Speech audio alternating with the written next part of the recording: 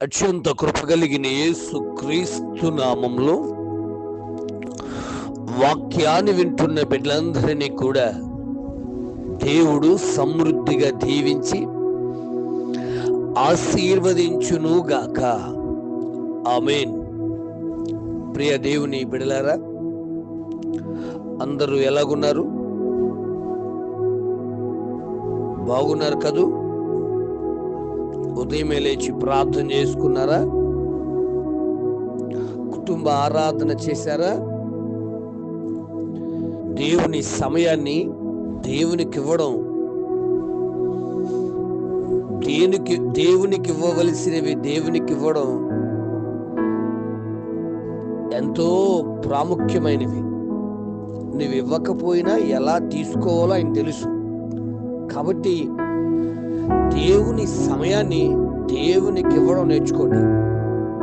దేవుని సమయాన్ని దొంగిలించవద్దు. దేవుని పెట్టారా?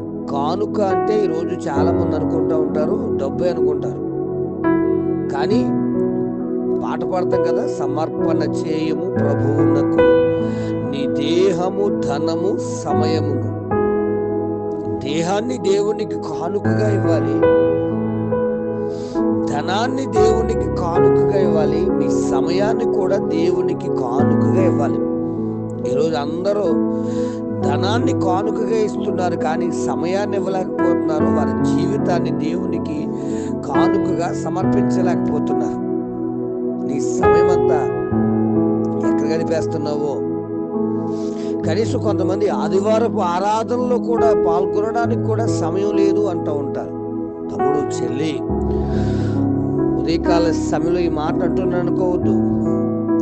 దేవుడిచ్చే సమయాన్ని దేవునికి ఇవ్వకపోతే ఆయన మనలను ఎలా కూర్చోబెట్టాలో ఆయన తెలుసు.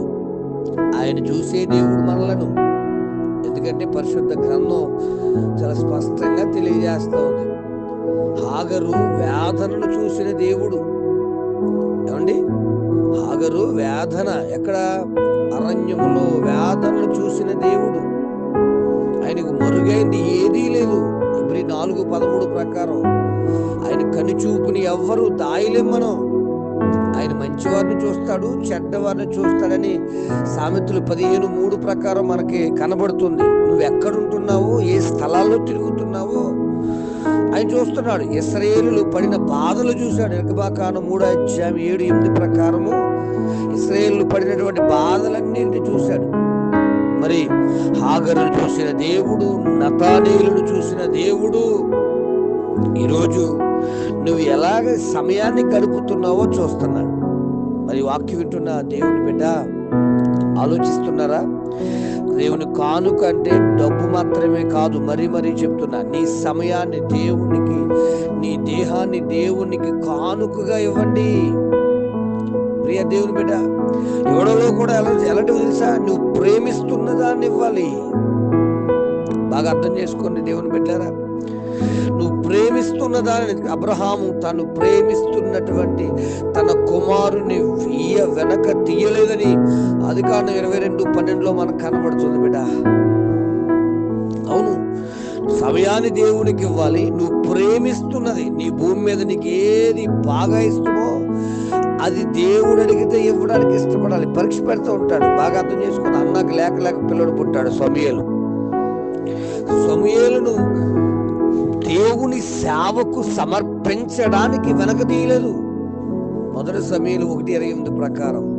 బిడా, మరి ఆలోచిస్తున్న నీవు, ఈ మాట నిన్ను దర్శిస్తూ ఉంటే ఈరోజు ఆదివారపు ఆరాధనకు సమయానికి ముందు వెళ్ళు.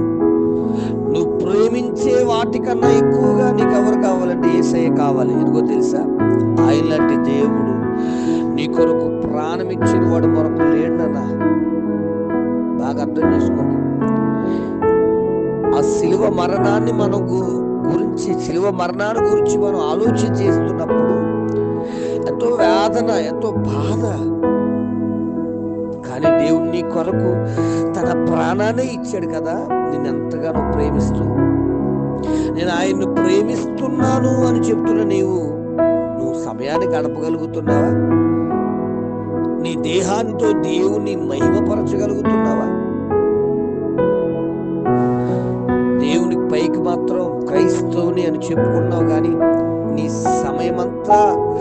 బయట పనికి వాళ్ళ ప్రోగ్రాం చోట కలిపేస్తున్నాను.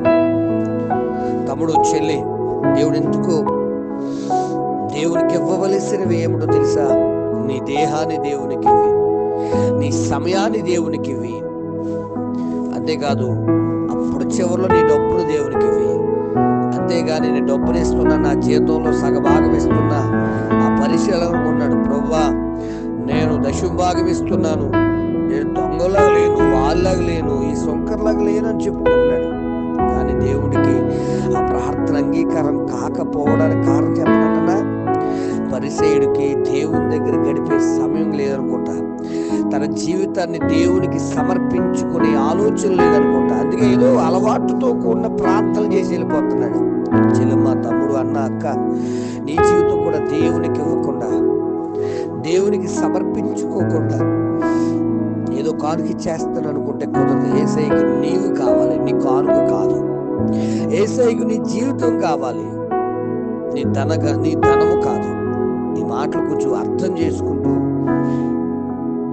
దేవుని దగ్గర ఆలోచన చేస్తూ, దేవుని దగ్గర గడిపితే, నీ సమయాన్ని దేవునికి అప్పగిస్తే, నీ జీవితాన్ని దేవునికి సమర్పణ చేస్తే, దేవుని దీవించడానికి, దేవుని ఆశీర్వదించడానికి ఆయన సిద్ధంగా ఉన్నాడు.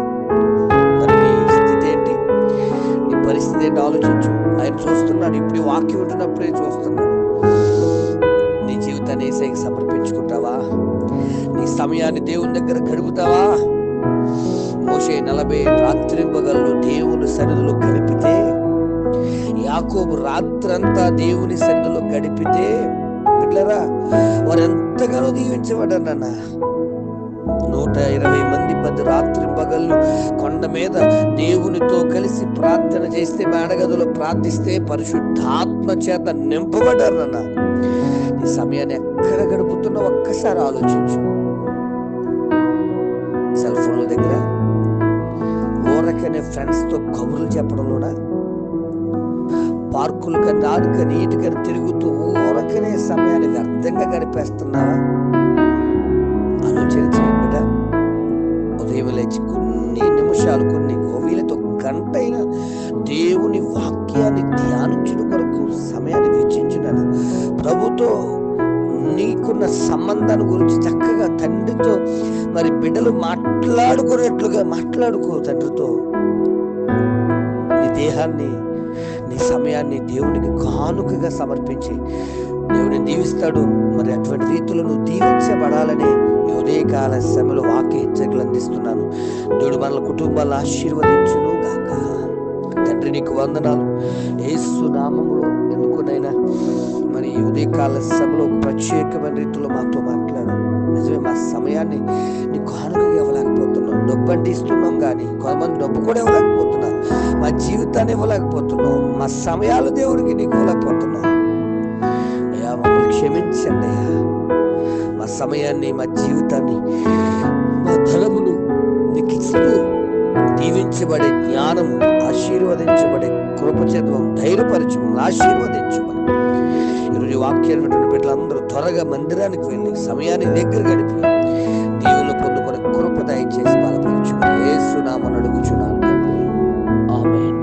ప్రార్థనాసుల కొరకు నా సెల్ నంబర్ 9866958571.